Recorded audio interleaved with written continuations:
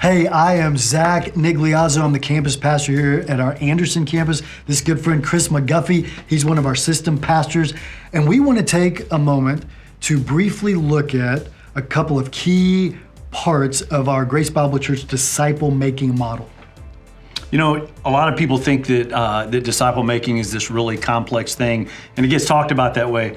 Our hope today is really that we can simplify the process by going through just a little bit of information to help us fulfill this biblical mandate that God has given us to help people find and follow Jesus.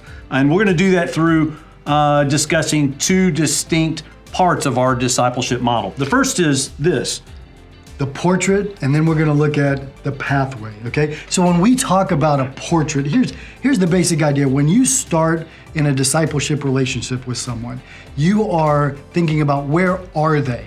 Because as you think about where they are, then you can think about where you're going to take them. And so obviously, people come from all different places and backgrounds. Some people might be a new believer for the first time. Some might be they've grown up in church their whole life. Others might come from a completely different faith background. And so you want to have a detailed story with them where they share where they are, their history, their knowledge, their understanding. And then when you know where they are, and then you have something to compare it to, which we're going to call the portrait, then you can decide, how do I get them there? And so when we talk about a portrait, really a portrait is just a picture of a mature disciple. And so how would you define a mature disciple? Well, you could say Jesus, but who can attain to that? Or you could say, here's a list of 1,000 attributes and just check all those. Here you go, good luck. That's a little bit unwieldy. And so what we've done is come up with 9 categories based off of 3x3 grid. And so as we think about it, there are 3 major relationships in every Christian's life: relationship with God, relationship with other believers or the church, relationship with the world, those who need to know Christ. And then there are 3 areas that God wants to transform us: in our head, our heart, and what we do, our hands. And we say that know, be, and do. And so if you think about those 9 categories, let me give you an example. If we talk about that relationship with God, we need to know the truths of God. We need to be Christ-like in character. And the thing we need to do is abide or walk in the Spirit. When it comes to the church, we need to know and understand the purpose of the church and what the church is. Who are we as the church? We need to be unified in love.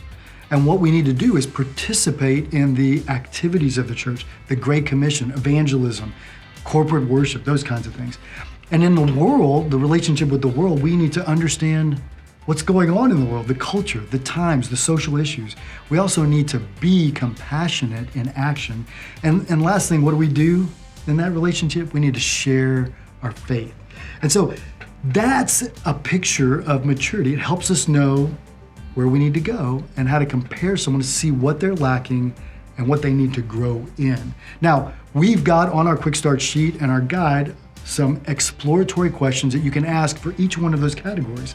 Helps us discern where someone is. And you may look at that and go, wow, I feel weak in this area. Well, let me say this, that's okay, because you don't have to have all the answers. Discipleship is a beautiful part of learning together. If we don't know the answer, we seek it out together, or we get someone else who might know to come join us and help us. But in many ways, discipleship is dynamic. It's not just hierarchical, it's many times mutual. Sometimes you lead them, sometimes they lead you, but sometimes you just sit together and learn together. And so that's why a portrait is important and why we've developed it. So, yeah, and that frees us up. Once we know kind of where our people are and where it is that they're supposed to go, there are some other things that we can begin to think about, and that is the roles of the disciple maker. Now, there's a lot of different things that can be done, but we've tried to simplify it and put it into 4 different roles that really provide, we think, the most well-rounded environment for someone to continue to grow.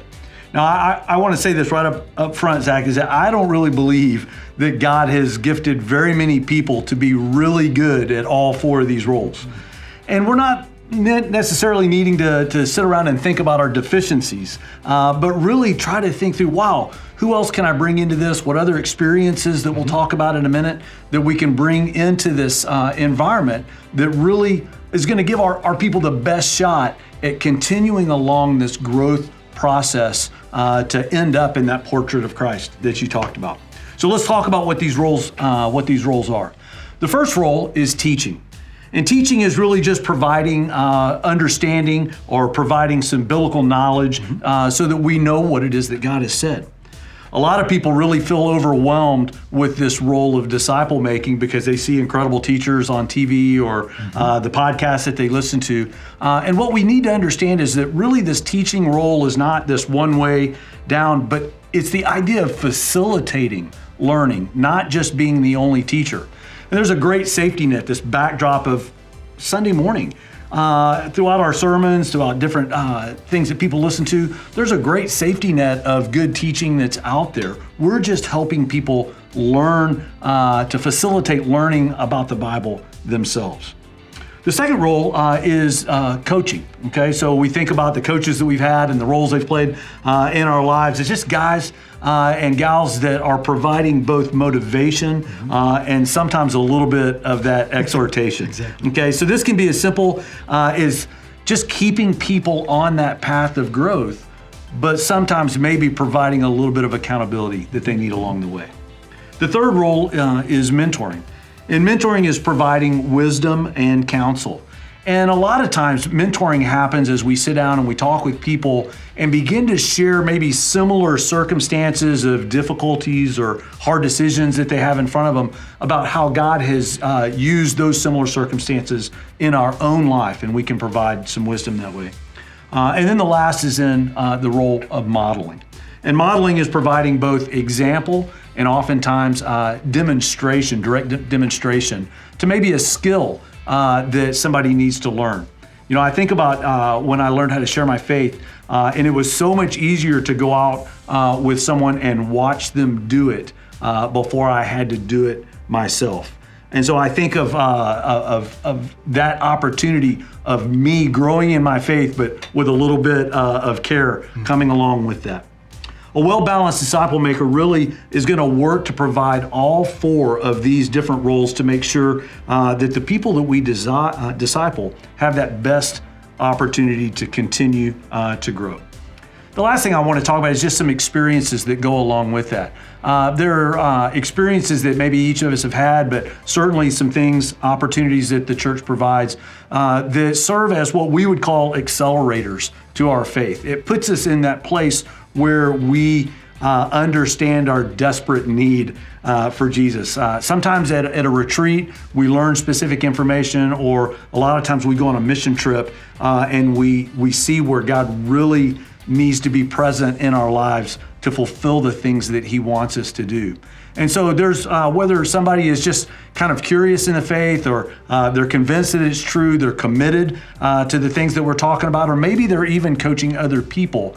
We don't need to neglect some of those experiences, opportunities that really help move people along in their growth towards that portrait of a mature disciple.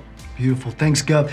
So that's a brief look at the portrait and the pathway, and we hope that these are helpful tools and concepts that will help you engage in disciple making better. And so please watch the rest of these videos and go ahead and download that quick start sheet and the Disciple Maker's Guide, and let's go make disciples together.